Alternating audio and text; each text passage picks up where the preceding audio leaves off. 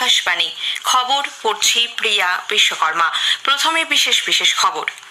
প্রধানমন্ত্রী নরেন্দ্র মোদী আজ নতুন দিল্লির ভারত মণ্ডপমে বীর বাল দিবসের অনুষ্ঠানে যোগ দেবেন। নরেন্দ্র মোদী বলেছেন, তার কাছে দেশের সবচেয়ে বড় ও গুরুত্বপূর্ণ চারটি জাতি হল দরিদ্র, যুব সম্প্রদায়, মা বোন এবং কৃষক ভাইয়েরা। রাষ্ট্রপতি দ্রৌপদী মুর্মু ভারতীয় ন্যায় সংহিতা, ভারতীয় নাগরিক সুরক্ষা সংহিতা এবং ভারতীয় সাক্ষ্য বিল 2023-এ অনুমোদন দিয়েছেন। কেন্দ্রীয় স্বরাষ্ট্রমন্ত্রী অমিত শাহ ও বিজেপির সর্বভারতীয় সভাপতি জেপি নাড্ডা একদিনের সফরে কলকাতায় এসেছেন। বিদেশমন্ত্রী ডক্টর সুব্রমণিয়ম জয়শঙ্কর 5 দিনের সফরে এখন রাশিয়ায়। সেঞ্চুরিয়ানের সুপার স্পোর্ট পার্ক ক্রিকেট স্টেডিয়ামে আজ 2 টেস্টের সিরিজের প্রথম টেস্টে ভারত দক্ষিণ আফ্রিকার মুখোমুখি হবে। আসছে বিস্তারিত খবরে। প্রধানমন্ত্রী নরেন্দ্র মোদী আজ নতুন দিল্লির ভারত মণ্ডপমে বীর বাল দিবসের অনুষ্ঠানে যোগ দেবেন। দিল্লিতে যুবাদের একটি কুচকাওয়াজের সূচনা করবেন তিনি। শ্রী গুরু গোবিন্দ সিং এর পুত্র সাহিবজাদা বাবা জোরাওয়ার সিংজি এবং বাবা ফতেহ সিংজির শহীদ দিবসকে স্মরণে রেখে বীর বাল দিবস পালিত হয়ে থাকে।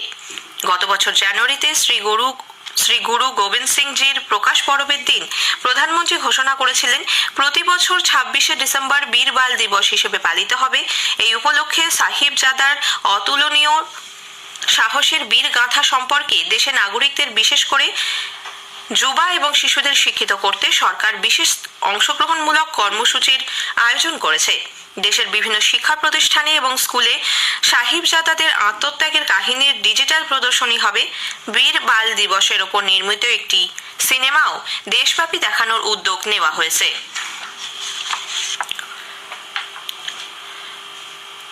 প্রধানমন্ত্রী বলেছেন, তার কাছে দেশের সবচেয়ে গুরুত্বপূর্ণ ও বড় চারটি জাতি হল দরিদ্র, যুব সম্প্রদায়, মা বোন এবং কৃষক ভাইয়েরা। তিনি আজ মধ্যপ্রদেশের ইন্দোরে হুকুম চাঁদ মিলের শ্রমিকদের উদ্দেশ্যে মজদুরো কা হিত মজদুরো কো সমর্পিত শীর্ষক এক অনুষ্ঠানে ভার্চুয়ালি যোগ দিয়ে বলেন, গরিবের সেবা, শ্রমিকদের সম্মান এবং বঞ্চিতদের কাছে তাদের প্রাপ্য সুযোগ পৌঁছে দেওয়াই তার সরকারের সর্বোচ্চ অগ্রাধিকারের তালিকায় পড়ে।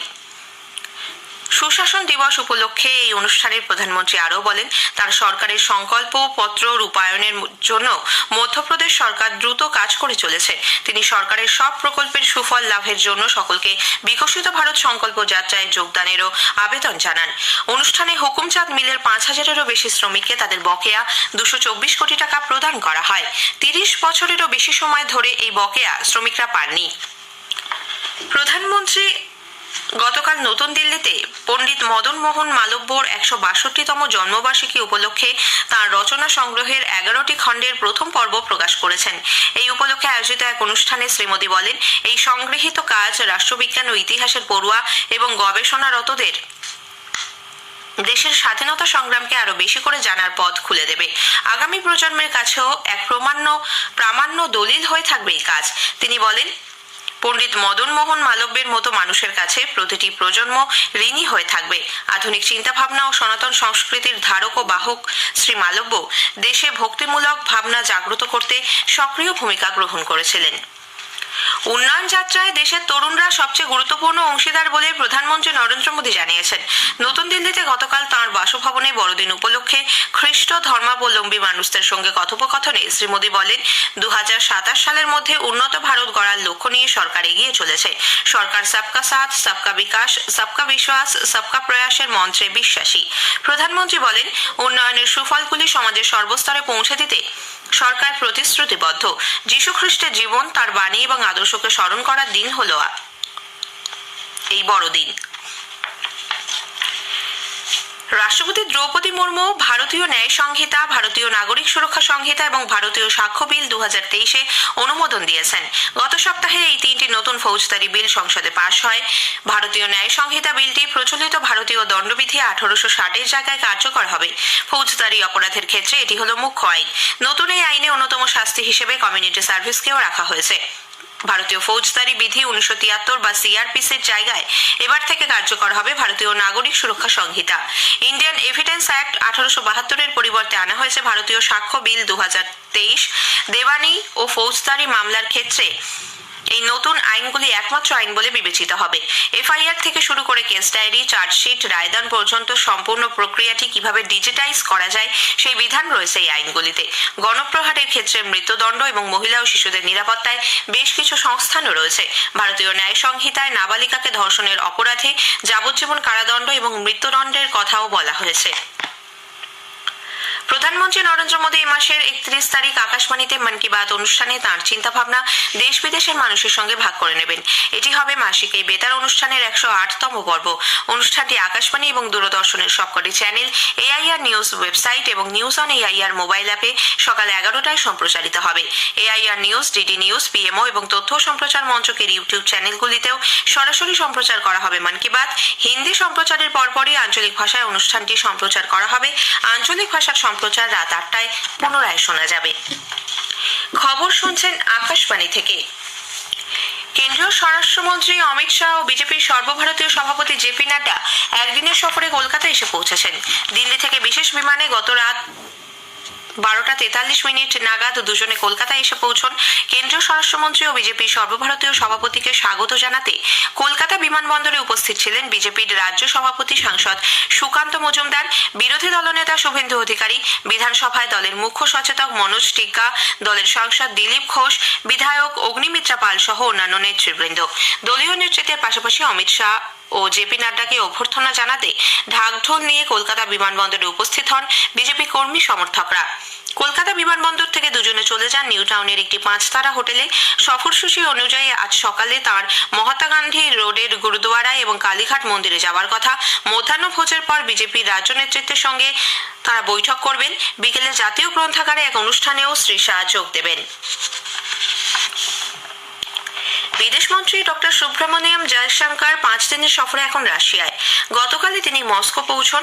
এই সফরকালে তিনি সে দেশের উপপ্রধানমন্ত্রী তথা শিল্প বাণিজ্য মন্ত্রী ডেনিস মান্তুরোভের সঙ্গে দুদেশের অর্থনৈতিক লেনদেন সম্পর্কে বৈঠকে মিলিত হবেন।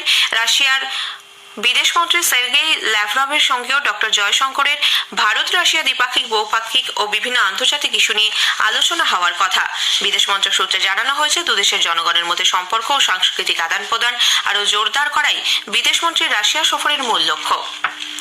গাজায় ইসরায়েল হামাস যুদ্ধের মধ্যেই লোহিত সাগরে ইয়েমেনের হুথি বিদ্রোহীদের একের পর এক হামলায় বিশ্ব নেতৃত্বের উদ্বেগ বাড়িয়েছে।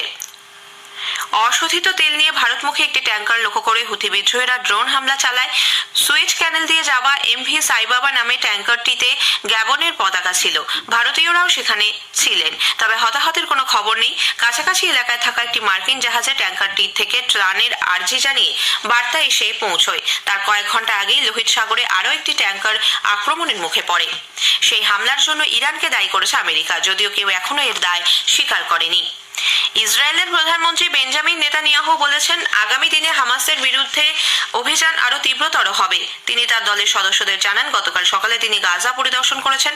মার্কিন বিদেশ সচিব অ্যান্টনি ব্লিংকেন আক্রমণের তীব্রতা কমানোর জন্য মত প্রকাশ করার পরই তার এই মন্তব্য। চীনের রাজধানী বেজিং সর্বকালীন শীতলতম ডিসেম্বর প্রত্যক্ষ করছে। চলতি মাসে শহরের তাপমাত্রা প্রায়শই 10 ডিগ্রি সেলসিয়াসের নিচে থেকেছে।